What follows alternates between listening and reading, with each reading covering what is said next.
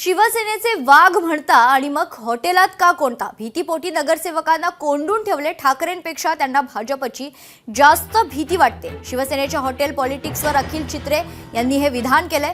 या संदर्भात अखिल चित्रे यांच्याशी बातचीत केली लोकशाहीचे प्रतिनिधी स्वप्नील जाधव यांनी. पाहूया.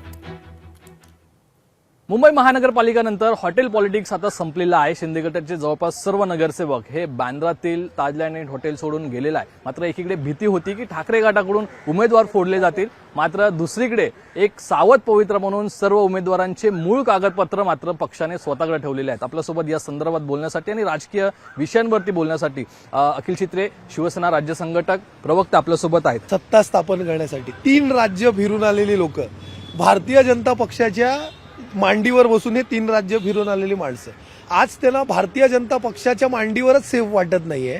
स्वतःच्या आमदारांना, आपला आमदार म्हणतोय, नगरसेवकांना त्यांना इथे घेऊन यावं लागतंय, खाऱ्या पाण्याच्या जवळ वाहताज मध्ये ठेवावं लागतंय.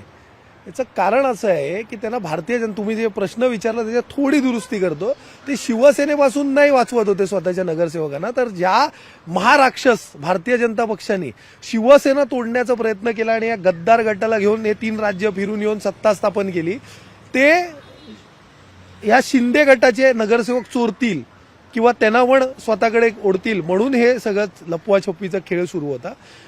आणि वाघ वाघ वाघ म्हणून मिरवणारे ह्यांना वाघ पिंजऱ्यात ठेवावं लागलं, ते पण 5 स्टार हॉटेलच्या रूममध्ये. बघा ना, आमचे शिवसेनेचे वाघ तर बिंदास निर्धास्त फिरतायत मुंबईच्या आपल्या आपल्या वॉर्डात. दुर्दैव आहे ना, पहिल्यांदा महाराष्ट्र दिल्लीसमोर झुकला आणि वाकला पण.